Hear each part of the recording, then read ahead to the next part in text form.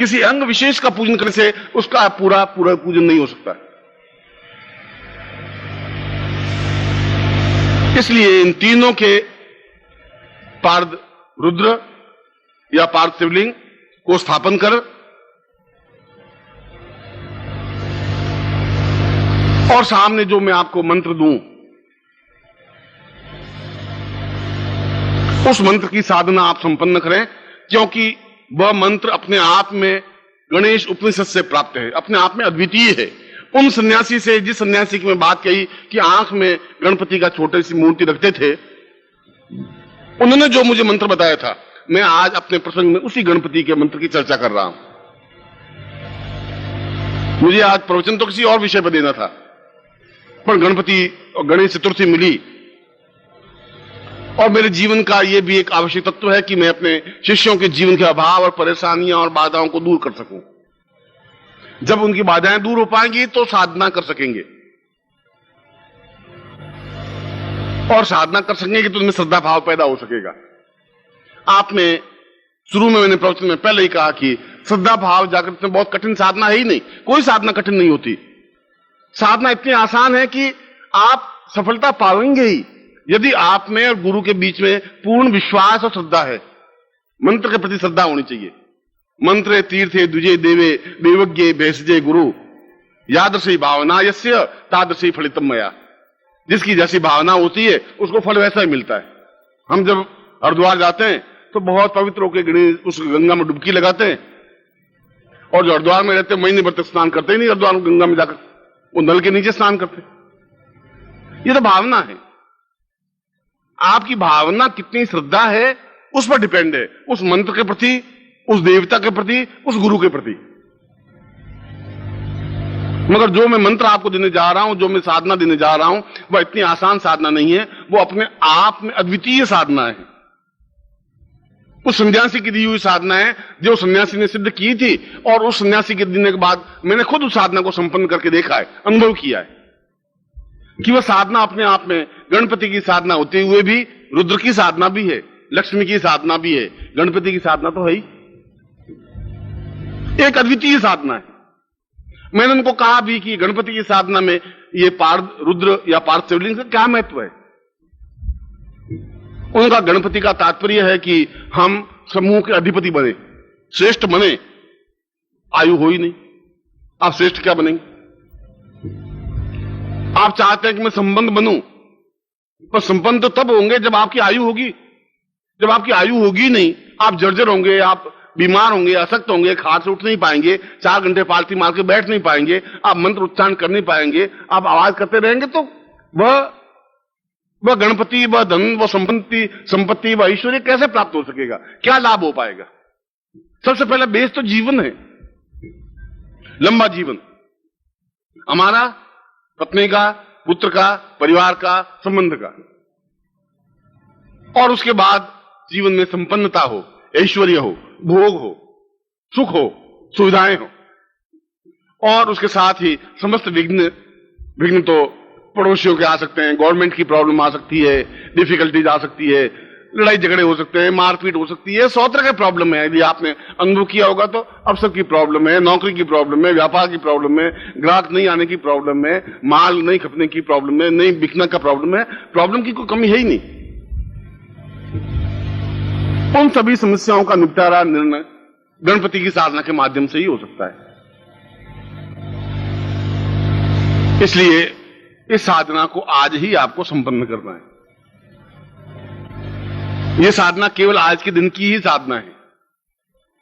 यद्यपि समर्पण समारोह में कुछ और प्रयोग मुझे आपको करवाने थे, और मेरा विचार यही था कि मैं केवल 2 बार आपके सामने आऊं, सुबह प्रवचन करूं और फिर रात्रि को ही प्रवचन करूं। पर प्रवचन करने से कुछ नहीं हो पाएगा। मैं चाहता हूं कि जो अद्वितीय साधना ज्ञान अगर मुझे मिला है, और यदि ऐसा दिन है तो आप ऐसा कुछ कर सकें।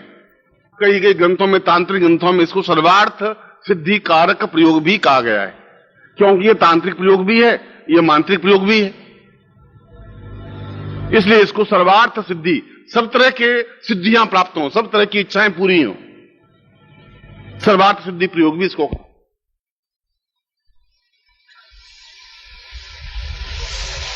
और यह प्रयोग गणेश चतुर्थी को ही संपन्न होता है।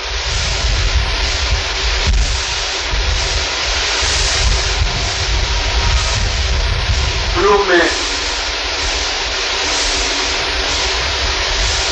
आप बैठे, पालकी मार करके, चाहे पालकी मार के बैठे या परमात्मा में बैठे, जैसी आपकी जैसी क्षमता है वैसे बैठे, और सामने पार्थ शिवलिंग को स्थापन कर लें। कोई कपड़ा हो, कोई कागज हो, उसके ऊपर पार्थ शिवलिंग स्थापन हो। पार्थ की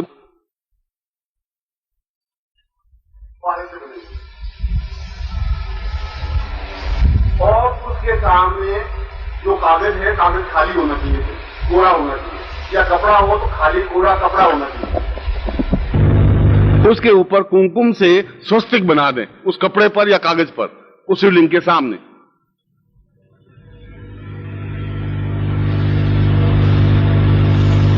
स्वस्तिक का चिन्ह आपको बनाना आता ही है, यह आप समझ लेंगे। और स्वस्तिक के ऊपर चावल की एक ढेरी बना दें, थोड़े चावल रख दें।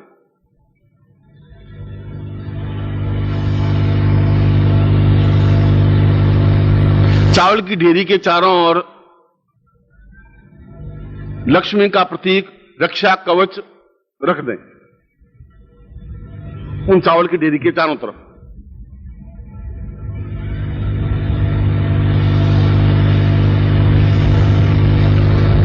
और फिर आपके पास विद्युत माला हो या स्फटिक माला हो या कमलगट्टे की माला हो, जो भी माला हो, उस माला से फिर जो मंत्र बता रहा हूं इसका उच्चारण करें।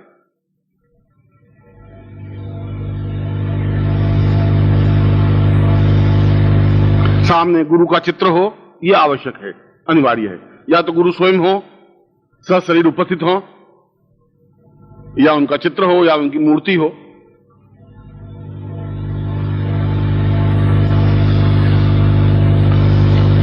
मंत्र लिखता हूं, मंत्र बोल रहा हूं।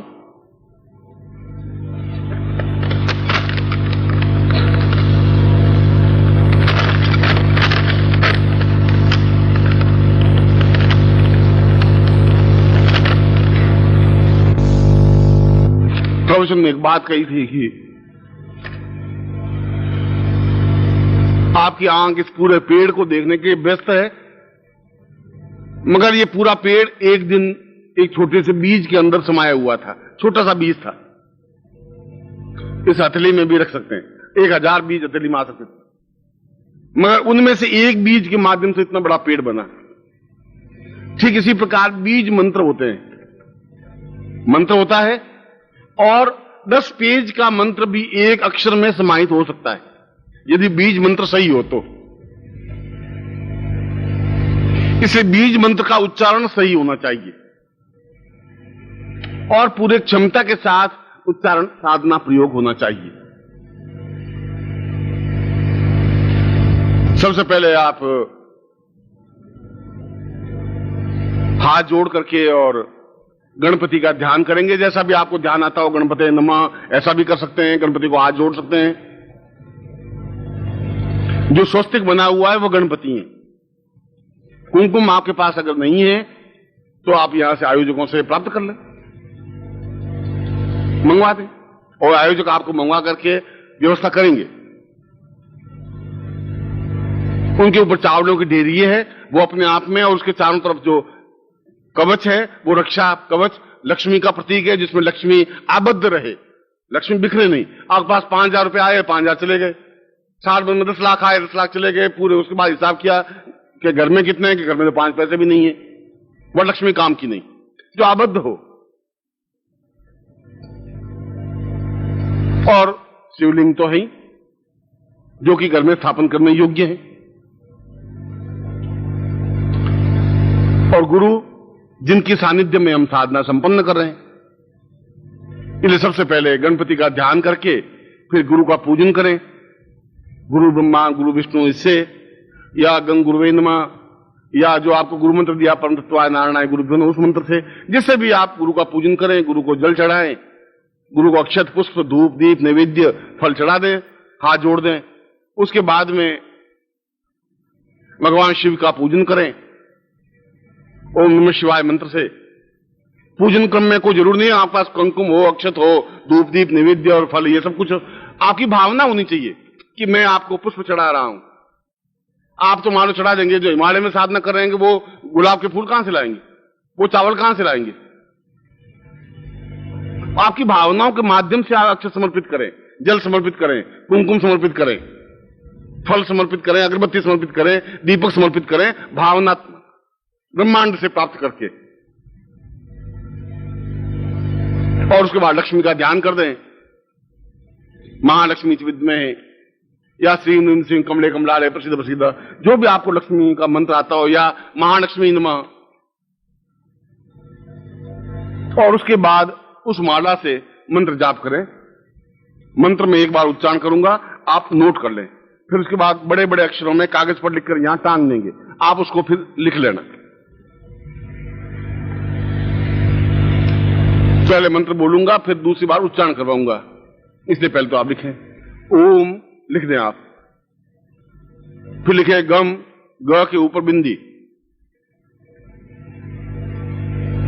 फिर लिखें लक्ष्मी,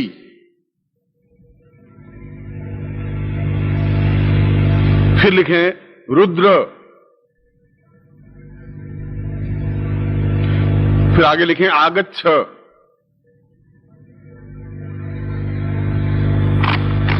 आगच्छ, और फिर लिखें लम, ल के ऊपर बिंदी, फिर लिखें रम, फिर लिखें गम। ये तीनों बीज हैं, लम, रम, गम। फिर लास्ट में लिखें फट। यदि आपने नहीं लिख पाए हैं तो घबराने की, चिंतन करने की जरूरत नहीं है, वो तो लिखा हुआ होगा, आपको एक क्षण दे करके मिलान कर देना। मगर कहा है कि गुरु के मुख से मंत्र मिलना चाहिए, शास्त्रों में तो ऐसा कहा है कि गुरु मुख से ही मंत्र मिले तभी सफलता मिल पाती। मैं मंत्र आपको देता हूं, आप उच्चारण करें, सीधे बैठ जाए।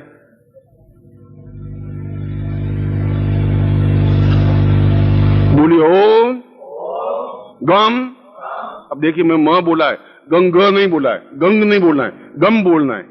मतलब मैं उच्चारण को ध्यान रखना आप, क्योंकि इस मंत्र में, ये मंत्र अपने आप में तांत्रोक्त भी है, ये मंत्रोक्त भी है, इसलिए ध्वनि कौन सी होगी वह बहुत ज्यादा महत्वपूर्ण है। इसलिए मैं आपको बीच में समझा भी रहा हूं कि वो गम शब्द है, गंग शब्द नहीं है। वापस बोल रहा हूं, ओम गम लक्ष्मी रुद्र आगच्छ लम रम गम फट। अब प्रश्न है कि कितनी माला मंत्र जाप करें। आपके पास मैंने बता दिया कि ये 3 तरह की मालाओं में से कोई माला हो। स्फटिक माला हो सकती है, विद्युत माला हो सकती है, या कमल गट्टे की माला हो सकती है। रुद्राक्ष की माला नहीं चलेगी, मूंगे की माला नहीं चलेगी, क्यों? वह एक अलग तरह की प्रतीक भाव है। इसमें आप अपने ही आसन पर बैठ करके और 2.5 घंटे तक मंत्र जाप करना है। 2.5 घंटे में आपकी जितनी मालाएं हो जाएंगी वो अपने आप में पर्याप्त है। मगर मंत्र बिल्कुल शुद्ध उच्चारण करें। बहुत जोरी से, तेजी से, एकदम दौड़ते हुए मंत्र उच्चारण करने से भी कुछ नहीं होगा। आपका आधा आधा मंत्र बोलेंगे, आधा छूट जाएगा।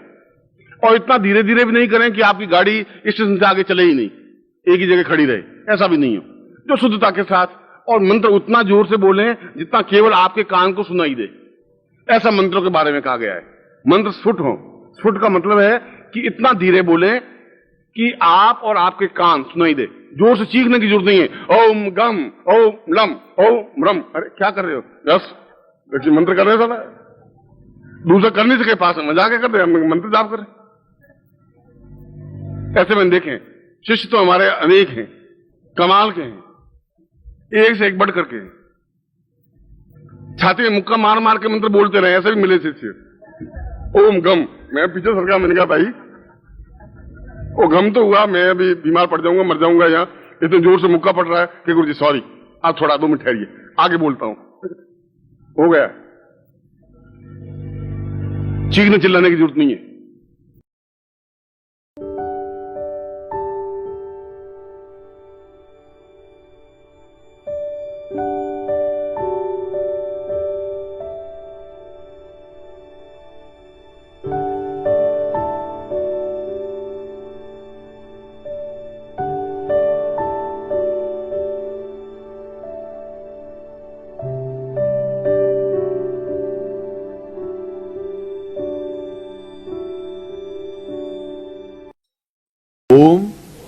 परम तत्वाय नारायणाय गुरुभ्यो नमः। ओम ह्रीं मम प्राण देह रोम प्रतिरोम चैतन्य जाग्रय ह्रीं ओम नमः। ओम भूर्भुवः स्वः तत्सवितुर्वरेण्यं भर्गो देवस्य धीमहि धियो यो नः प्रचोदयात्।